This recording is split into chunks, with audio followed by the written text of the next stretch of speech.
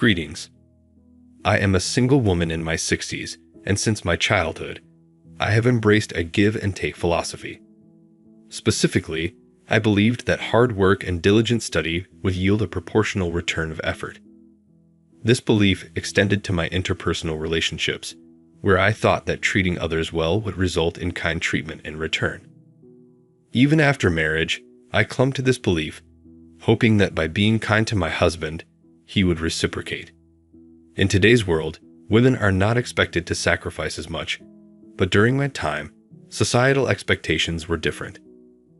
I willingly sacrificed for my husband and children, confident that my efforts would lead to happiness later in life. However, my marriage and family life did not unfold as expected. Despite my early mornings and diligent work for my family, complaints and mistakes were more common than appreciation. At the time, I assumed this was a shared experience among households. Reflecting on it now, I realized that no one mandated me to live this way. I was an ordinary person, not particularly noticeable. I married my coworker, 4 years my senior, simply because our ages were deemed suitable for marriage. Upon giving birth to my daughter, I became a full-time housewife, defying societal expectations for married women to quit their jobs. I had no regrets, believing that this was a natural course of action for family life. Although my life was not glamorous like TV dramas, it felt easy and stable. However, misfortune struck around my daughter's 9th grade. My mother passed away suddenly from a heart attack, and amidst my grief, I discovered that my husband was having an affair. In the midst of my mourning, my husband, who had usually been reserved, became a different person, uncaring about the shock his betrayal caused. He turned violent and eventually demanded a divorce. Bewildered, I refused to accept it, clinging to the hope that he would change his mind. Despite my determination to avoid divorce, my husband's behavior became increasingly unbearable. Divorce wasn't as socially acceptable back then, so even with an irresponsible and unkind husband, I resisted the idea. Looking back, I realized how naive I was, but more importantly, there was more at stake: my daughter, who witnessed the turmoil and felt its impact. Despite my refusal to divorce, I found myself in a deeply miserable situation, grappling with the challenging decision of whether to continue living with a less than ideal husband. During a heated argument about our impending divorce, my father unexpectedly visited. Witnessing the distress in our relationship, he offered me a place to live and encouraged me to leave my husband, taking my daughter with me. My father, who had recently lost his wife and observed his daughter in an unhappy marriage, convinced me that persisting in such a difficult situation was futile. Feeling the weight of his concern, I faced a critical decision about the path forward. I ultimately acquiesced to my husband's request for a divorce. In return, he provided me with $3,000 in cash.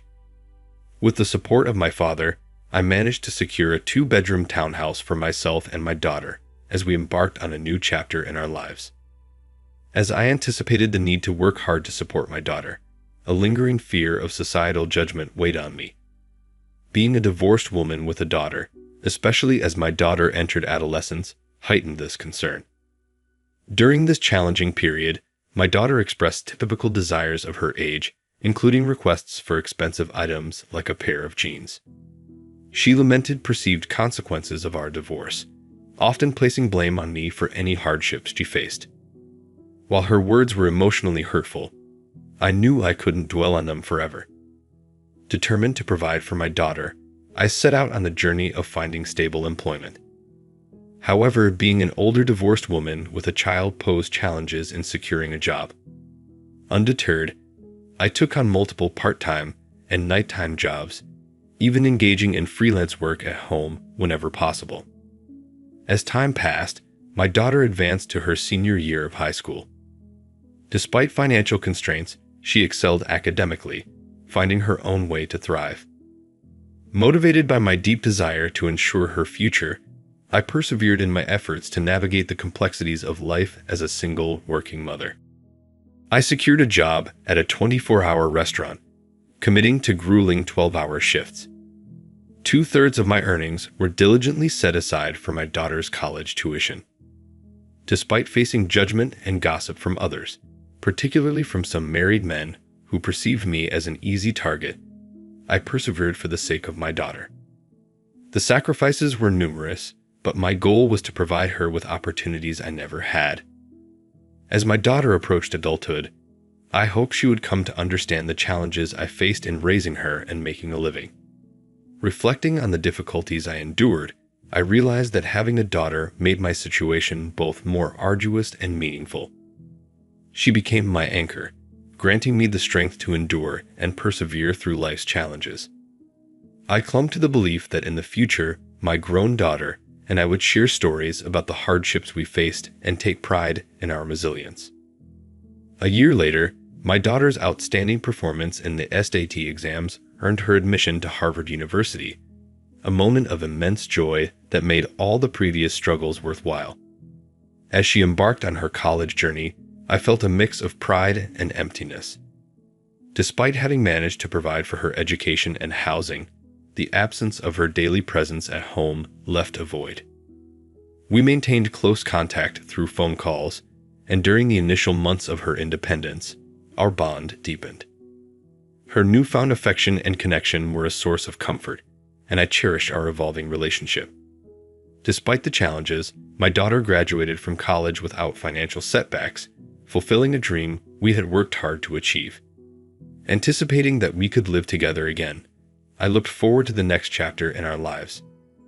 I was taken aback when she secured a job at a defense corporation and decided to live independently.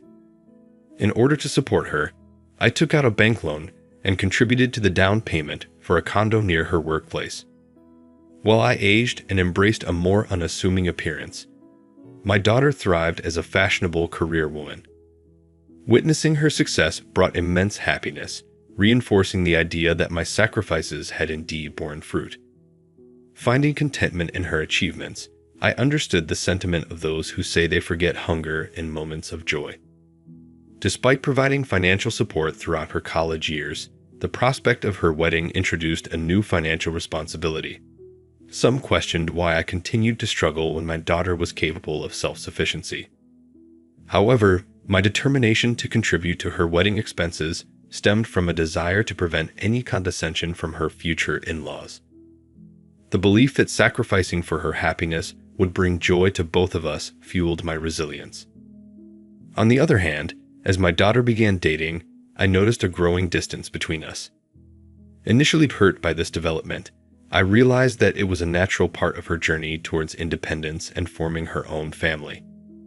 While challenging, I remained steadfast in my commitment to support her and contribute to her happiness, understanding that our relationship would evolve as she forged her own path. I acknowledged that her adult life and relationships rightfully took precedence, patiently waiting for her to mature and open up to me. I understood that priorities shift during this phase of life. However, on her 27th birthday, as I eagerly anticipated celebrating with her, she made it clear that she had plans with someone named Michael and dismissed any preparations. While she might have intended to convey that I needn't go to any trouble, I couldn't help but feel hurt. It was her birthday, a day of immense significance for me as the day she was born, and her apparent indifference stung deeply. It was challenging to comprehend why my daughter considered spending money on her birthday a waste, given our tight budget. Despite her intelligence, her understanding of her own mother seemed distant.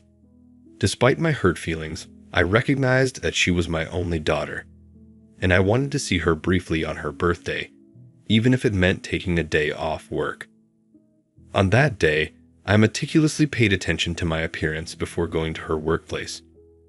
However, what awaited me was an unexpected and emotionally charged encounter in the company lobby. I saw my ex-husband with his mistress, individuals I never wished to see again. Doubting how he found out and came there, I frantically called my daughter, only to be abruptly hung upon as she claimed to be busy with a meeting.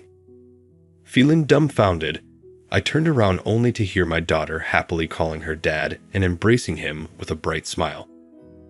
Her boyfriend seemed familiar with my ex-husband and his wife, adding to my fury in that moment. I felt betrayed, as if the whole world conspired against me, leaving me drained of meaning. Hastily leaving the scene, I reflected on that day, torn between a desire to confront my daughter and ex-husband and an overwhelming urge to escape. Despite my inner turmoil, I couldn't muster the courage to call my daughter. Unexpectedly, she showed up at home one day, announcing her decision to get married and handing me an invitation card. The surprise turned into shock when I saw the names on the card. Despite being my daughter, I felt an intense urge to throw her out of the house. I questioned how she, my own daughter, could present such an invitation. Confronting her, I expressed my hurt at being treated like a guest at her wedding, emphasizing my role as her mother. In response, my daughter apologized, stating she felt she had no choice. Despite her desire to marry Michael, she faced scrutiny from his parents over every detail about her. The situation left me grappling with complex emotions, torn between hurt and the desire to understand my daughter's perspective on her life-changing decision. The revelation from my daughter about her concerns regarding my divorced past and the challenges of being a single mother struck me deeply. She explained that revealing this truth could jeopardize her chances of marrying her boyfriend, as her potential in-laws might disapprove. In the face of this revelation, I couldn't help but express my frustration, reminding her of the sacrifices and struggles I endured to raise her, work at a restaurant, and fund her education. My daughter's response, however, stunned me. She dismissed the past, stating that her father and his new partner, the woman who played a role in breaking our family, had already met with her future in-laws. In her perspective, the present was what mattered most, and she prioritized her desire for a comfortable life over the difficulties of the past. Feeling hurt and regretful, I spoke harshly to her for the first time in my life, expressing my disappointment in her attitude. In turn, she suggested that if I wanted to drop her from my life, I should repay her for the money I spent raising her. This exchange led to a heated argument, and she left my house in anger, proclaiming that we were now strangers. Devastated by the turn of events, I questioned the purpose of saving money for her wedding and felt a deep sadness when I looked at the wedding invitation she had left behind with a different name printed where mine should have been. 3 years later, I received news that my father, who had been living independently to avoid burdening me, had fallen ill. Sadly, I learned about his condition only after his passing. The realization of being a poor daughter to him hit me hard. A few months later, I inherited a small condo where he had lived, a bittersweet reminder of the family ties and struggles that shaped my life. Upon realizing that I had money saved for my daughter's wedding in the savings account, the conflicting emotions of loss and financial security washed over me. I decided it was time to live for myself, even if it seemed somewhat late in life. Pondering the idea that, in today's world, trusting only one child and sacrificing for them might not be the most fulfilling path, I realized I should prioritize my own desires and needs before it became too late for me to enjoy life. As I contemplated this shift in perspective, a real estate broker and close friend from the restaurant where I worked suggested that I consider what I truly wanted to do. Despite societal expectations for women to sacrifice, I felt a burning desire to break free from that mold and live for myself. There was a sense of regret and sorrow for the sacrifices I had made over the years, and I yearned to pursue personal fulfillment. Inspired by my friend, I embarked on studying the real estate business and even delved into auction biddings. With some savings and money from selling my late father's condo, I seized the opportunity to take on a new challenge. In a surprising turn of events, I became a building owner overnight, residing in a prime location. 6 months later, after returning from a mountain climbing adventure, I found myself embracing the freedom and joy that came with pursuing my own passions and desires. I found myself on the top floor of my transformed home, now a building I owned. Unexpectedly, someone knocked on my door. Despite fatigue, I debated whether to pretend not to be home. However, curiosity prevailed, and I opened the door to find my pregnant daughter with a chubby-cheeked toddler in her arms.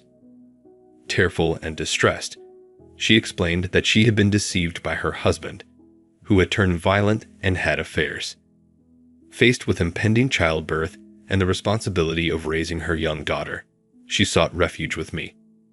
Despite my initial shock and lingering hurt from our previous arguments, I couldn't turn my back on my daughter in need. She revealed that she had heard about my newfound success in real estate and sought assistance. Despite the painful history between us, she pleaded for help, pointing out that she had a share in the money I had acquired from my wedding and inheritance. Caught between anger and compassion, I couldn't deny my daughter's plea for help. Despite her past actions, I recognized the vulnerability in her situation and knew that, as a mother, I couldn't turn her away. The complexities of our relationship resurfaced, prompting me to grapple with the tangled emotions of love, disappointment, and the inevitability of family ties.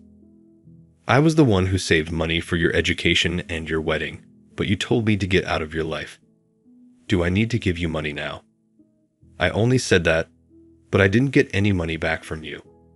It seems that in front of money, there is no use for the bond between a parent and a child. Now that you have money, you don't need a daughter, right?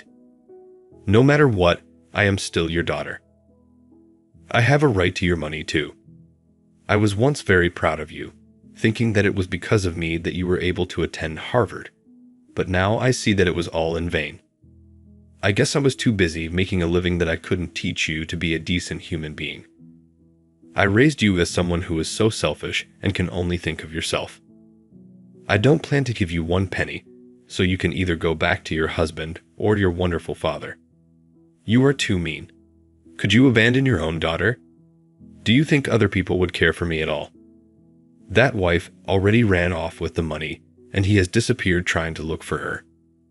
If you abandon me, I'll become an orphan. Now I have a child and I'm pregnant, so how could you be so mean to me?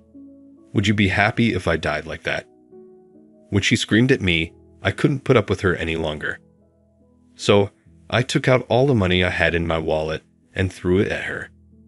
Since you are acting so pathetic, I'll give you that. However, never come back to my house because I won't let you in. There's something that I learned in the meantime, just that your life is important. Now my life is important. You cannot put me in and out of your life at your whim. I coldly let my daughter and her child out of my house. Of course, I would not feel good about it since she was my daughter after all. However, I couldn't accept her because she still was as selfish as before, and I couldn't bury the past. However, I felt sorry for my little granddaughter who was innocent and got kicked out together with her mom. After that, my daughter was too proud and never came to see me again. To be honest, I knew that she was such a daughter. So, has she repented for her past acts and begged me for forgiveness? Out of a quest for revenge, I pretended I was reluctant but would have found ways to punish her wayward husband.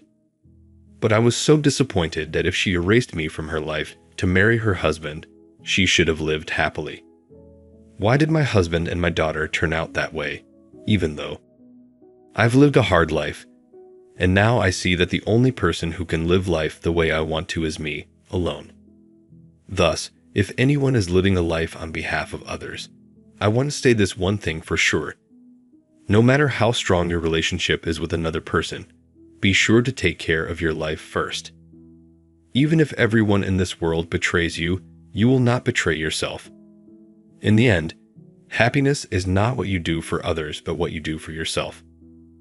I want to convey this message through my story here. Even though it may seem like a life that's only felt half, I plan to try to fill that remaining half from now on for complete happiness. Thank you for listening to my story. I hope all goes well for you today, and good fortune will be with you. Please cheer for me and share your words of wisdom in the comment section. Pressing like and subscribing is a big help to me. Have a wonderful day, everyone. Foreign.